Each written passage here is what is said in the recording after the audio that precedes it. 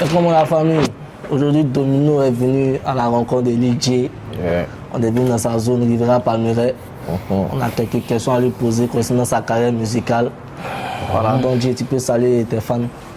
Et yo, salut la famille, Lil J, Baoulé Superstar, tout ce que tu veux, ensemble. Yeah. D'accord, on va débuter rapidement. Lil J, qu'est-ce qui t'a poussé à faire de la musique? Qu'est-ce qui m'a poussé à faire la musique? Oh, dans la base, c'était pas la musique, hein, c'était le foot. Mais là, il grossit. Mais c'était le foot pour de vrai. Ouais. Après, comme le Grando aussi, il était dans la musique. Tu connais, il y a l'influence. À force de le suivre aux répétitions, le suivre dans les concerts, tout de suite, tu copies ton grand frère de manière naturelle, tu vois. Ouais. Donc, c'est toutes ces influences-là. Mais jamais la musique, mais le grand frère aussi m'a beaucoup influencé. Okay. Comment s'est passé le déclic de ta carrière musicale? Comment c'est passé? Tu vois, quel genre de déclic au niveau de quoi? Forcément, avant de devenir star, Ouais. tu chantais peut-être au quartier. Si. Maintenant, comment, c'est quelqu'un qui t'a révélé? Ok. Oh. Déjà, je me rappelle, j'avais sorti un son qui s'appelait Espoir à l'époque. A sorti qu'on nous, on vit des belles villes. C'est pas tous les jours, nous, on vit la belle vie. C'est pas un son qui avait trop marché, mais c'était dans l'underground, c'est-à-dire dans ma petite zone, les gens en parlaient, ça passait à la radio, à la télé un peu, mais ça n'avait pas fait plus de vues que ça. Et il y a l'équipe de Que Black qui nous ont envoyé un message sur Instagram qui m'ont dit on dit quoi, ton morceau Les Lots, on va faire un remix. C'est là que dans ma tête, je me suis dit que il y a quelque chose qui se passe. Parce que c'était pas un morceau qui avait pété pour un mode ils allaient voir ça là-bas, tu vois. Donc là, il y a eu un premier déclic. En mode des gens qui sont loin ont reconnu ce que je faisais ici. Donc ça, c'est le premier déclic de manière. Tu vois, ça, c'est un côté satisfaction, tu vois. Après, maintenant, on a commencé à enchaîner, on a commencé à sortir des morceaux. Il y a eu la signature Gims. Et le premier son qui m'a révélé au grand public, je dirais que c'est Sauce Graine. TikTok, boum, tu connais, c'est comme ça a commencé, c'est parti. Dans quel moment de ta vie que le succès t'a ouvert ses portes? Dans quel moment de ma vie? Ouf, je dirais la signature avec Gims, c'est là que ça a commencé. Parce qu'il faut savoir que eux, quand ils me signent, je n'étais pas connu. Ils ne m'ont pas signé en mode comme il a pété, ils sont venus, non, ils m'ont signé vraiment, je n'étais pas connu, ils m'ont signé. Et lorsqu'ils m'ont signé, ça allait très vite en fait. C'est là qu'on a sorti Madame, c'est là qu'on a sorti Sauce Graine, c'est là qu'on a sorti Baoulé Superstar, on a sorti l'album Mosaïque. Donc c'est après la signature que tout allait vite. Tu commences à aller en Europe pour la première fois. Tu découvres des studios, le professionnel de la musique. Tu rencontres des ingénieurs. Tu rencontres la vraie industrie musicale, tu vois. Et tout de suite, tu vois que c'est plus le même niveau en fait. Tu vois même les encadrements au niveau de comment les choses sont gérées, c'est plus pareil. Et là, tu vois qu'il y a du sérieux qui commence. Et ça, Dieu merci, ça a coïncidé avec le fait que les sons ont marché. Donc voilà, c'est là que j'ai senti qu'il y a quelque chose qui a démarré, quoi. Oui. Ouais. Tu avais dit auparavant que c'est Sauce Graine qui t'a le plus révélé au public. Ouais. Maintenant, je vais te demander, c'est quoi actuellement, c'est quoi qui est ton plus gros hit?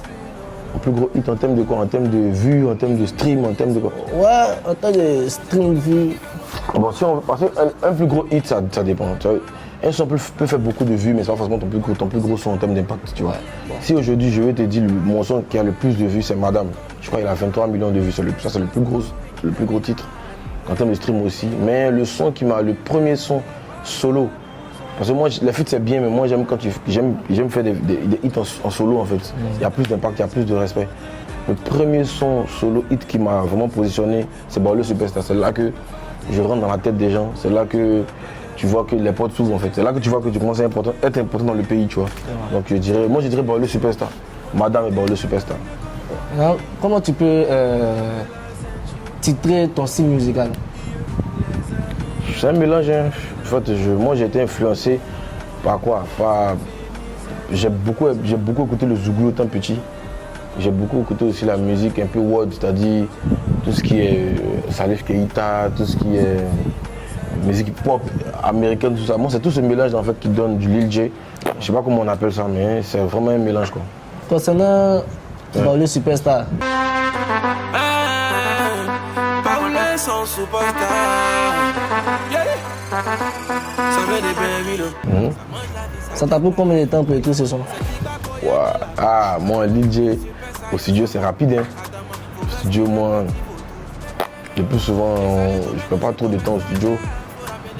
Dans le super, ça allait vraiment vite. C'est-à-dire, je suis venu au studio, l'arranger était là, j'ai dit Desco, il faut qu'on fasse un truc. On a commencé à réfléchir au top line, on a commencé à créer la prod, parce que moi j'ai créé mes prods avec mes ingés. Ça allait vite, vraiment. Ça allait vite. Après, on est revenu, après pour essayer de corriger certaines choses dessus, mais on n'a pas duré. Hein. Ça allait vraiment vite. Quand ça va vite, c'est bon signe. Mais quand je me bloque sur un son, c'est que c'est pas bon, tu vois. Bon signe. Ouais. Ça allait vite. Et ça donnait ce que ça donnait, quoi. Ouais. Étant au studio, nous, on savait déjà que ça allait être banger. Nous, on kiffait déjà nous-mêmes au studio, tu vois. Après, on pourrait se mentir. Hein. Et au studio, c'est lourd, mais ça sent, c'est flop, tu vois. Mais au studio, déjà, nous-mêmes, on s'en sur le son, tu vois. Donc, ça dit, c'est nous, on kiffe. C'est que les gens peuvent kiffer. Hein. Bon, après, on s'est pas trompé, quoi, tu vois. C'était gros banger. Franchement, on s'est pas trompé, Dieu merci. Hein. On s'est pas trompé, ouais. Entre la scène et les séances studio, c'est où tu te sens le plus à l'aise? Les deux, parce que le studio c'est particulier, dans le sens où c'est là-bas que tu crées, tu vois, c'est là-bas que ton bébé naît, c'est là-bas que tu vois comment tu as créé le son, c'est là-bas que tout, c'est l'usine en fait. Maintenant, la scène c'est bien parce que là il y a le public devant toi, les gens te témoignent leur amour, il y a quelque chose entre vous, tu vois, il y a quelque chose et après tu connais, il y a le cachet autour, tout ça, c'est bien, tu vois. C'est bien la scène aussi. Le Jack qui rentre. Ouais, tu vois, la scène c'est bien. De là, tu récupères en même temps des jetons de là à là, c'est bien, tu vois. Mais pour être plus sérieux, la scène c'est bien parce qu'il y a le public, il y a la chaleur, il y a l'amour des gens. Moi j'aime beaucoup la scène aussi. En parlant de ta signature avec le label de Gims, c'est toi-même, c'est lui-même qui t'a vu, ou bien c'est des gens qui sont passés par lui pour te faire connaître? Mon entourage à l'époque, là, ils vont voir Gims où? Je ne peux pas les voir quelque part, tu vois. C'était vraiment... C'est pourquoi moi, en fait, je me sens comme un miraculeux, en fait. C'est-à-dire, les choses se sont faites de manière vraiment pas miracle, quoi. Je pense que c'est le destin, tu vois. J'étais vraiment à Bainville, hein. Vraiment, moi, j'étais à Bainville derrière le marché. À la base, là, moi, j'étais à Bainville derrière le marché. Et personne ne me connaissait, en fait. Je faisais mes petits sons, mais personne ne me connaissait de base. Et quand la manager de l'époque me dit que tu dois signer un gros contrat avec un gros label, je dis mais c'est pas le cas en fait. On ne me connaît pas, il n'y a pas un hit.